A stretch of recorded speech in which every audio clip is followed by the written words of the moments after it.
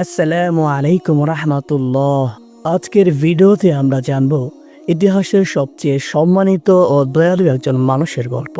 তিনি হলেন সর্বশেষ নবী হযরত মুহাম্মদ মুস্তাফা সাল্লাল্লাহু আলাইহি ওয়াসাল্লাম।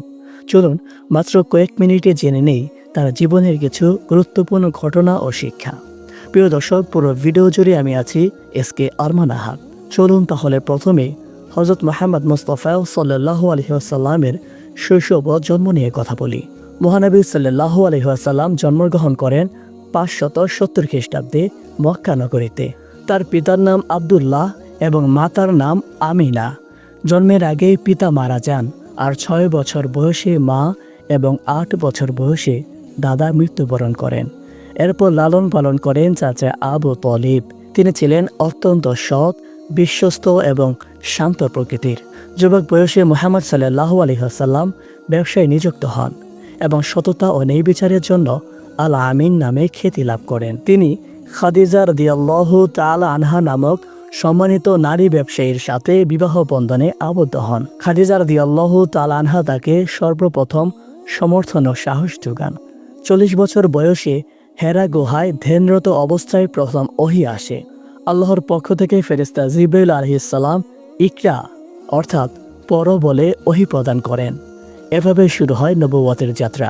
তিনি মানুষকে আহ্বান জানান, লা ইলাহা ইল্লাল্লাহ, এক আল্লাহ ছাড়া কোনো উপাস্য নেই। মক্কার কুরাইশরা তার দাওয়াতে ক্ষুব্ধ হয় এবং তাকে ও সাহাবীদের ওপর নানা নির্যাতন শুরু করে। তার সাহসী সাহাবী বিলাল রাদিয়াল্লাহু তাআলা আনহু, খাব্বাব রাদিয়াল্লাহু তাআলা আনহু, ইয়াসির পরিবার সহ অনেকে অমানবিক নির্যাতনের শিকার হন। কিন্তু নবী সাল্লাল্লাহু আলাইহি ওয়াসাল্লাম কখনো হতাশ হননি।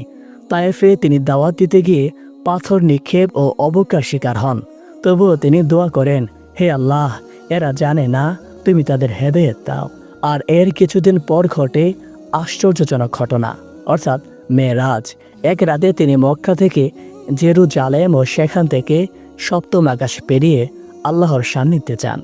এতে 5 ওয়াক্ত নামাজ ফরজ হয়। প্রিয় দর্শক, এখন আসুন কথা বলি হিজরত ও মদিনায় ইসলামী সমাজ নিয়ে। মক্কায় জীবন কঠিন হয়ে পড়লে আল্লাহর নির্দেশে নবী সাল্লাল্লাহু আলাইহি ওয়াসাল্লাম মদিনায় হিজরত করেন। সেখানে ইসলামী রাষ্ট্র গঠনের সূচনা হয়। সেখানে মুসলিম, ইহুদি ও খ্রিস্টানদের মধ্যে শান্তিপূর্ণ সহাবস্থানের চুক্তি করেন। মদিনায় বসবাসের সময় কুরাইশদের সঙ্গে অনেক যুদ্ধ হয়। বদর যুদ্ধে মুসলমানরা বিজয়ী হন। উহুদের যুদ্ধে কষ্ট সহ্য করে শিক্ষা নেন এবং খন্দকের যুদ্ধে মহানবী সাল্লাল্লাহু আলাইহি ওয়াসাল্লামের কৌশল ও নেতৃত্বে সফল হন।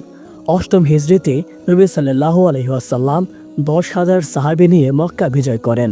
তবে প্রতিশোধ নেননি, বরং বলেন, আজ তোমাদের জন্য কোনো গালমন্দ নেই, তোমরা সবাই মুক্ত। আর এটি ছিল তার অদ্বিতীয় ক্ষমার দৃষ্টান্ত। 10ম হিজরিতে তিনি বিদায় হজ পালন করেন। সেখানে বলেন, হে মানুষ, আমি তোমাদের জন্য দিন পূর্ণ করে গেলাম, কুরআন ও সুন্নাহকে আঁকড়ে ধরো। 11 হিজরিতে 63 বছর বয়সে তিনি ইন্তেকাল করেন। নবী মুহাম্মদ সাল্লাল্লাহু আলাইহি ওয়াসাল্লাম ছিলেন শান্তির দূত, আদর্শ স্বামী, উত্তম নেতা ও মানবতার মুক্তিদাতা। তার শিক্ষা হলো সত্য, ধৈর্য, ক্ষমা, ভ্রাতৃত্ব ও আল্লাহর প্রতি ভালোবাসা। চলুন আমরা তার জীবন থেকে শিক্ষা নিয়ে জীবনকে সুন্দর করি। ভিডিওটি ভালো লাগলে লাইক, শেয়ার ও চ্যানেলটিকে সাবস্ক্রাইব করতে ভুলবেন না। কমেন্টে লিখুন, আমি নবীজিকে ভালোবাসি। আল্লাহ আমাদের সবাইকে নবীর পথে চলার তৌফিক দান করুন, আমিন। আসসালামু আলাইকুম রহমতুল্লাহ।